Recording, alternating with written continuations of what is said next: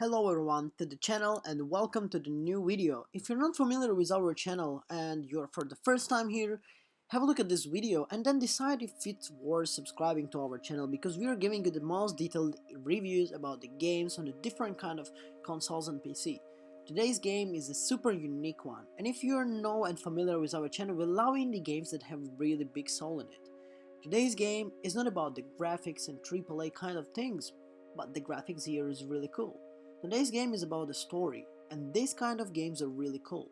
So before we dive into the world of the Spiritfarer, I would like to ask you if you're subscribed to our channel, check if the notification button is on. If you're not subscribed, like I said in the beginning, well, have a look and then decide. But we would be really happy and really thankful to you if you would subscribe and like this video. This would help and motivate us a lot for the new ones. So let's start the video. Spiritfarer, a game about the death and grief. A dim developer, Thunder Lotus Games, led with the throughout in development and marketing as a cozy management game about dying. Well, it doesn't sound really very pleasant, but believe me, this game is really about it. Spiritfarer is based on the classical Greek mythology, the story of the river Styx, a waterway that say the pause between the earth and the earthfile, afterlife and everything like that. In the myth, the spirits are transported by the Charon, the ferryman who through the river and into the underworld, praying for the passengers with the taken. Spiritfarer follows this story closely as Stella and her cat Dafoldi take over for the Charon. Stella is the Spiritfarer and the captain of the large boat that eases the dead into whatever comes next. The act of dying, which we often see in the games, is less important than what happens after death in this story. Spiritfarer offers a level of the charm and sincerely that the very few titles manage to achieve. I really found myself entirely lost in Stella's world, building strong attachment to the spirit that's surrounding me, which makes it extremely bittersweet when it's time for them to pass on. It's comfort food for the soul, and I can myself feel return to the game for the many years to come. The game teaches you how to really connect with any character that you meet, and believe me when I'm saying this is not a lie. The game really opens every character you meet in the game so cool that you really remember them, like in a good movie. Anyway, the visuals in the game, like I said in the beginning, also really cool, and I would needlessly to say that they're stunning, to be honest, in my opinion. It's a different kind of look in 2D, but believe me, they look cool, and well, you can see it on your screen. Taking inspiration from traditional folklore, it's hard not to be reminded by the Studio Ghibli classics such as Spirited Away, which some of you actually might have seen, and if you haven't, well, I recommend you highly that one.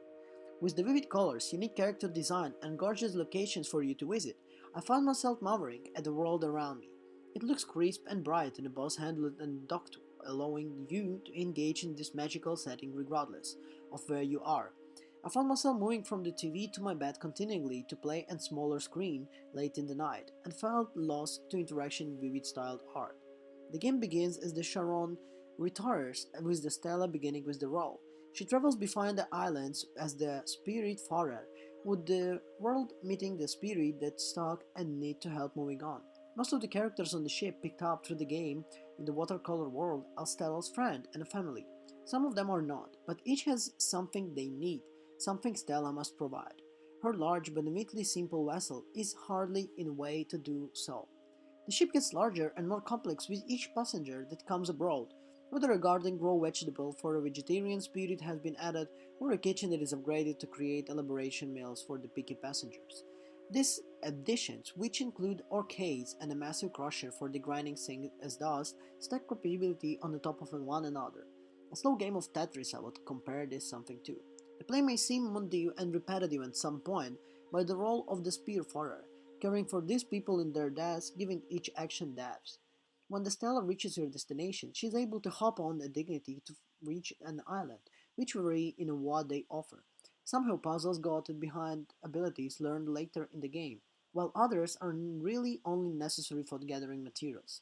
These are the trees to cut down, use the later to create the planks necessary in building structures. Other areas you have merchants selling seeds, like cotton or sunflowers, which can be woven into listen or crushed into the oil flying representative. Spiritfarer works because the entire game is built around creating this kind of connections and to the characters. all of which are complex people entangled in the stories, and none of the spirits are purely good or bad.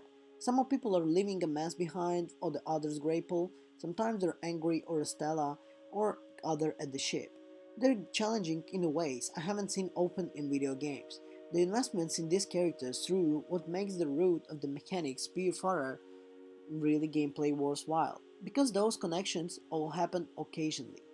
The spirits talk about what they're afraid of or the things that we've done wrong in the past. They sharing the things that need to complete. One spirit requests to the help of the finish or liberate like Dungeon Dragons campaign, let's say. There are not cheap tricks and establishment of connection in Spiritfarer's character and their deaths. You really work for it, which helps ease the pain, grief, and the doubt.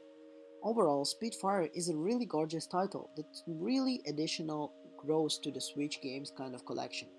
Tracking the highly difficulty topics what they're tacked on and respect, while building on the world behind of the beauty and emotions, this experience is really going to stay with any of you who's gonna play this game.